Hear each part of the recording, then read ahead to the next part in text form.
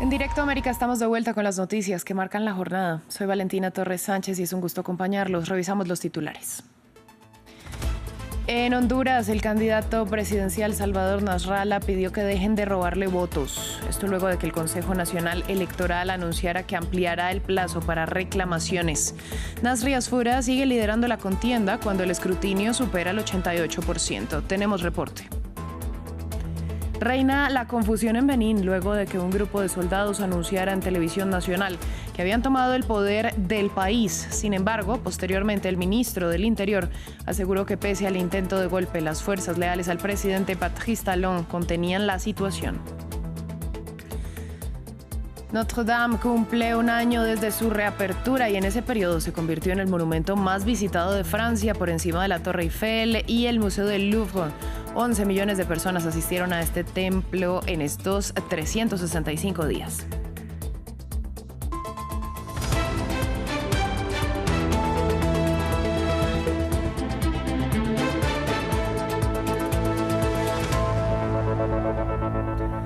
Comenzamos en Honduras, donde el candidato del Partido Liberal, Salvador Nasralla, dio una conferencia de prensa y pidió literalmente que dejen de robarle los votos.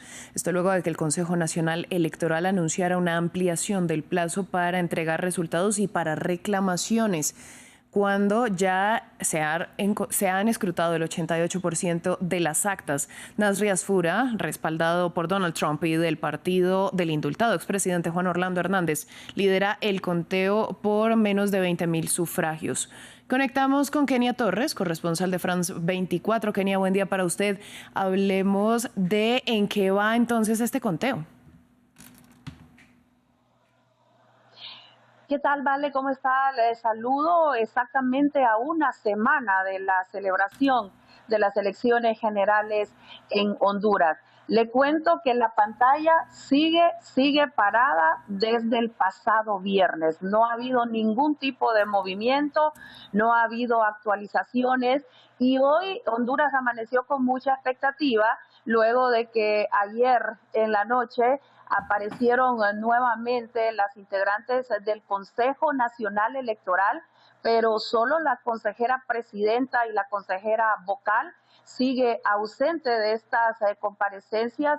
El consejero secretario Marlon Ochoa, quien representa precisamente al Partido Libertad y Refundación, al partido oficialista. Anoche, ellas, aparte de dar un plazo para la presentación de impugnaciones o de denuncias por parte de los representantes de los partidos políticos, hicieron la promesa que en las próximas horas, dijeron ellas ayer, se iba a reanudar este conteo, pero bueno, hemos podido constatar que no se mueve la pantalla. Como usted lo decía, Valentina, el candidato del conservador Partido Nacional, Nasri Asfura, sigue con la ventaja, con un 40.19%, producto de 1.132.000 votos. Mientras que en el segundo lugar se mantiene el representante del Partido Liberal, el presentador de televisión Salvador Nasralla, con 1.112.570 votos, lo que representa el 39.49%, y más alejada la representante del Partido Libertad y Refundación, Rixi Moncada, con 543.675 votos, lo que representa el 19.30%. Como puede ver, Valentina, se mantiene todavía la ventaja de Nasri Asfura, que es precisamente el candidato que apoya al presidente de los Estados Unidos, Donald Trump, con apenas 20,000 votos después de que se ha escrutado el 88% de las actas electorales. Así que Honduras sigue en espera y a ver si en las próximas horas esta pantalla se mueve y se actualizan los datos. Kenia, algo que ya levanta dudas es en qué casos se tendrían que repetir estas elecciones.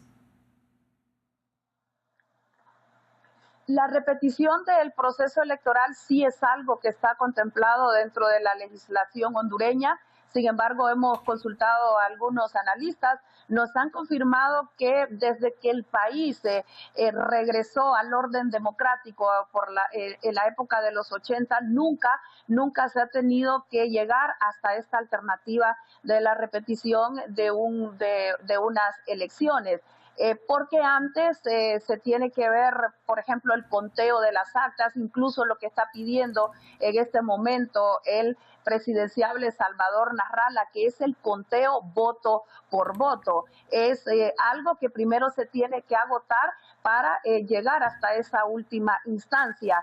Sin embargo, nos han dicho que económicamente Honduras no estaría preparado, porque de hecho estos han sido los comicios electorales más caros en la historia del país, con el fin inicialmente de garantizar un proceso limpio, expedito, lo que sin duda alguna no ha podido pasar. Respecto a esta petición de Salvador Nasrallah del conteo voto por voto, ayer se pronunció la candidata a designada presidencial María Antonieta Mejía, representante del candidato Nasri Afura, y ha dicho que su partido se opone rotundamente al conteo voto por voto. Mientras tanto, también hubo reacción por parte del cuerpo legal del Partido Libertad y Refundación, y ellos sí piden que se repita el proceso electoral.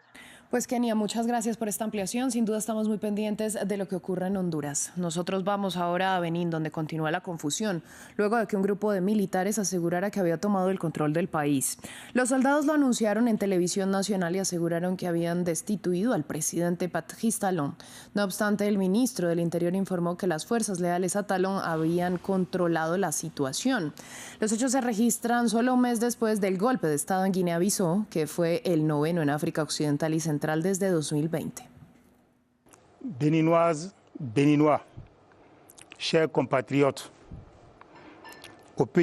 Benineses, queridos compatriotas, la madrugada del domingo 7 de diciembre de 2025, un pequeño grupo de soldados se amotinó con el objetivo de desestabilizar el Estado y sus instituciones. Face a cette situation, ante esta situación, las Fuerzas Armadas beninesas y su jerarquía, fieles a su juramento, se mantuvieron republicanas. Su respuesta les permitió mantener el control de la situación y frustrar el intento. Por lo tanto, el gobierno insta a la población a reanudar sus actividades con normalidad. La población a vaquer normalement a leurs occupations. Je vous remercie. Vamos ahora a Medio Oriente. El primer ministro israelí Benjamin Netanyahu dijo que espera que muy pronto se implemente la segunda fase del acuerdo de alto el fuego en Gaza. Asimismo, resaltó que en una tercera etapa debería producirse lo que llamó la desradicalización del enclave palestino. El pronunciamiento se produjo en una rueda de prensa conjunta con el canciller alemán Friedrich Merz de visita en Jerusalén, quien a su vez indicó que no puede haber una anexión de Cisjordania y abogó por la solución de dos estados. Como saben, hemos completado la primera parte. La fase 1 está casi terminada. Nos queda un rehén más por recuperar, el fallecido Ran Gilad, un héroe de Israel. Y luego muy pronto esperamos pasar a la segunda fase, que es más difícil o igual de difícil. Este lunes se cumple un año de la caída de Bashar al-Assad en Siria, un derrocamiento liderado por el actual presidente de facto del país y ex líder de Al-Qaeda, Ahmed al-Sharaa, que pasó de ser uno de los hombres más buscados por la CIA a ser recibido en la Casa Blanca por Donald Trump. Mientras, en las afueras de Damasco, los habitantes intentan reconstruir sus barrios. Nuestra enviada especial, Etel Bonet, tiene la historia. Un año después de la caída de al-Assad, Hajar al-Aswad sigue lejos de recuperar su gente. Antes del inicio de la guerra civil siria en 2011, vivían aquí más de 100.000 personas. Hoy apenas han vuelto unos pocos cientos. Las tiendas que reabren conviven con calles vacías, edificios dañados y servicios que aún no cubren lo básico. Hemos regresado porque esta es nuestra zona de origen, donde crecimos y queremos contribuir a su reconstrucción. La situación es difícil, pero recibí apoyo de una asociación civil para abrir este comercio y empecé desde cero. Nuestras casas también están aquí, en el mismo barrio. Los habitantes de esta zona regresan de manera constante. Por eso inauguré mi centro y mi almacén para reconstruir mi vida en el lugar donde me crié y acompañar el retorno de la comunidad. En el interior del barrio la destrucción es mucho mayor. Muchas viviendas siguen inhabitables y la reconstrucción avanza despacio, casi a cargo de los propios vecinos. Las nuevas autoridades aparecen poco por esta zona y sin apoyo ni recursos suficientes, la mayoría de las familias que vivían aquí aún no pueden regresar. Crecí aquí y estas obras de restauración las hago con recursos propios, sin la ayuda de organizaciones ni entidades externas. Mi situación es aceptable, pero sé que hay personas cuya situación es mucho más difícil. Ruego a quien pueda ayudarnos que lo haga, para que podamos habitar este lugar. Aquí no hay electricidad ni condiciones mínimas para vivir dignamente. La situación eléctrica es muy deficiente, por eso muchos tardan en regresar. Si los servicios estuvieran completos, se vería un movimiento amplio de la población en la zona. Un año después del cambio político, los suburbios del sur de Damasco siguen siendo una prueba pendiente para las nuevas autoridades. Prometieron facilitar el regreso de los desplazados, pero aquí esas promesas apenas se ven. Con servicios irregulares y obras dispersas, el retorno masivo es imposible hasta que este barrio recupere condiciones mínimas. Hong Kong vive una jornada de elecciones marcada por una baja participación. Esto tras la reforma electoral de 2021 que estableció el llamado modelo de solo patriotas impuesto por el gobierno chino, que excluye de los comicios a la oposición. El territorio está además aún bajo el impacto del incendio de varios edificios que cobró al menos 159 vidas. Ampliamos a continuación. Este centro de votación abre sus puertas ante una asistencia escasa, un inicio que anticipa una baja participación. Los habitantes de Hong Kong están llamados a elegir a 90 legisladores, aunque solo una veintena por sufragio directo. Unos comicios marcados sobre todo por el incendio en un complejo residencial que dejó al menos 159 víctimas. No tenía grandes expectativas para estas elecciones y que se celebren como estaba previsto no me afecta demasiado. En cambio, para otros habitantes, estos comicios podrían tener un impacto negativo en su ánimo, especialmente después del incendio. Temía que el incendio redujera la participación. Para mí, como residente de Hong Kong, lo que pasó ya quedó atrás y espero que todos vengan a votar. El gobierno actuó rápido durante el incendio, así que apoyo al gobierno y esas elecciones. Esta elección es también una prueba para las autoridades desde que China retomó el control del territorio. Beijing reformó el sistema electoral en 2021, reduciendo los escaños por voto directo y limitando la participación de ciertos candidatos. Aquellos comicios registraron una participación mínima de apenas el 30%. Las autoridades afrontan además el descontento tras el incendio. Incluso un mensaje pidiendo justicia fue retirado en esta universidad. El jefe del Ejecutivo prometió una comisión independiente y nuevas medidas. Por eso, hoy realmente necesitamos que todos los electores vayan a votar, porque cada voto representa nuestra voluntad de avanzar en las reformas, de proteger a las víctimas del incendio y demostrar que queremos unirnos y seguir adelante juntos.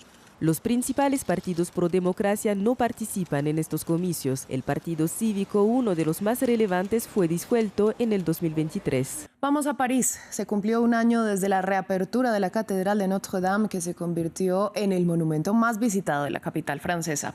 11 millones de personas asistieron hasta este templo católico desde que volvió a abrir sus puertas luego de los largos trabajos de reconstrucción a causa del incendio que devastó las instalaciones en 2019. En estos 365 días recibió más visitantes que la Torre Eiffel y el Museo del Louvre. Hemos decidido ralentizar el flujo de visitantes cuando hay misa, pero no cerrar las puertas porque es importante dar testimonio y creo que la coexistencia entre quienes quieren descubrir la catedral y quienes quieren rezar es esencial. Me sentí abrumado porque es una experiencia preciosa poder ver que hay tanta historia allí y que son capaces de recuperar toda esa historia. Cerramos en Hawái con las impresionantes imágenes de la más reciente erupción del volcán Kilauea. El cráter Halemaumau expulsó lava y ceniza desde el amanecer hasta la puesta del sol del sábado, con fuentes de lava de entre 15 y 30 metros de altura. El Kilauea está ubicado en la zona cerrada del Parque Nacional de los Volcanes de Hawái y es uno de los más activos del mundo, con erupciones intermitentes desde el 23 de diciembre de 2024. Así llegamos al final de esta emisión de Noticias en France 24. A ustedes les agradecemos su sintonía. Quédense con nosotros que volvemos en breve.